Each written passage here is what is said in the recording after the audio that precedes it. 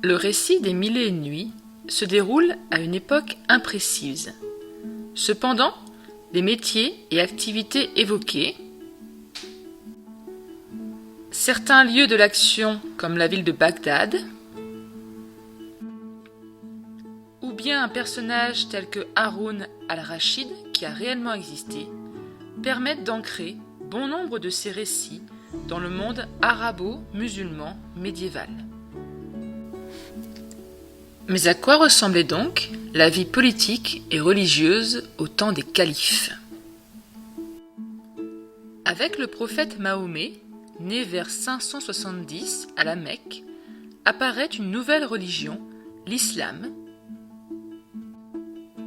qui se diffuse au Moyen-Orient, en Afrique du Nord, en Espagne et donne naissance à l'empire arabo-musulman. Le livre sacré des musulmans est le Coran, le lieu de prière est la mosquée. Entre le 7e et le 13e siècle, le monde arabo-musulman est sous l'autorité du calife. Successeur de Mahomet, il est le chef politique et religieux.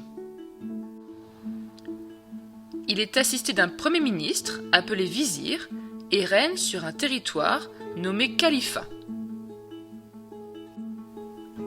Jusqu'en 750, le calife siège à Damas, en Syrie, et appartient à la dynastie des Omeyyades.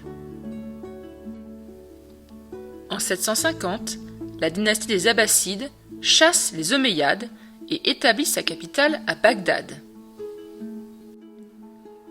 Au Xe siècle, deux autres califats entrent en rivalité avec celui de Bagdad, le califat de Cordoue, où se sont installés les Omeyyades, et le califat du Caire, en Égypte.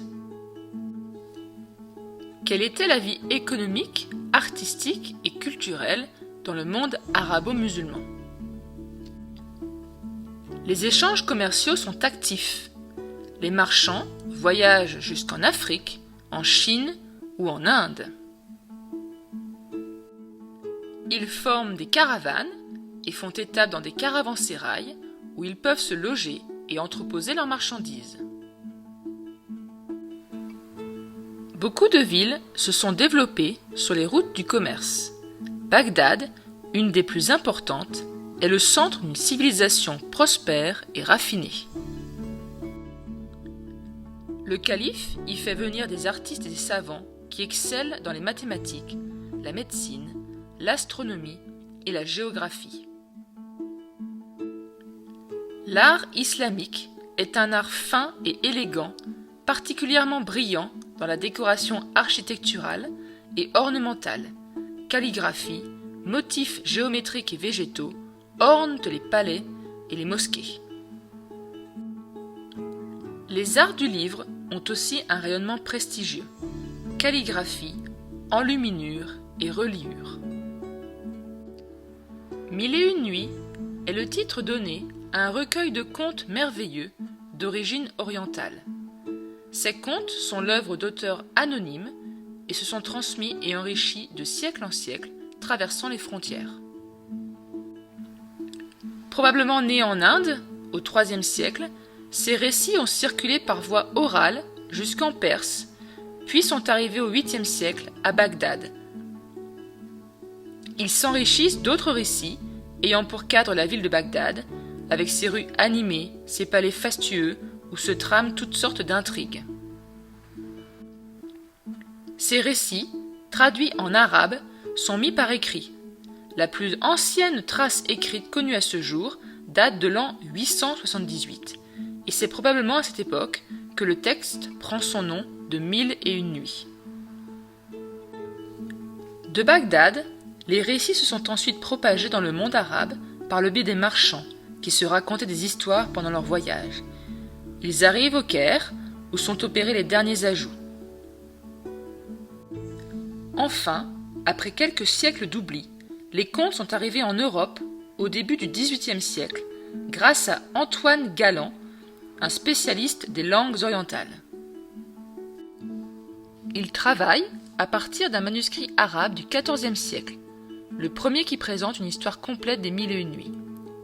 Il traduit le texte en français, l'enrichit et y ajoute d'autres contes traditionnels arabes qui lui ont été racontés par un ami syrien de passage à Paris. Notamment l'histoire des 3 princes amoureux, celle d'Aladin et celle d'Ali Baba. L'ouvrage de Galland connaît un vif succès. La France et l'Occident sont séduits par ces récits qui leur permettent de découvrir l'univers fascinant de l'Orient. Les Mille et une nuits racontent une première histoire, le récit cadre, celle du sultan Shahriar et de son épouse Scheherazade.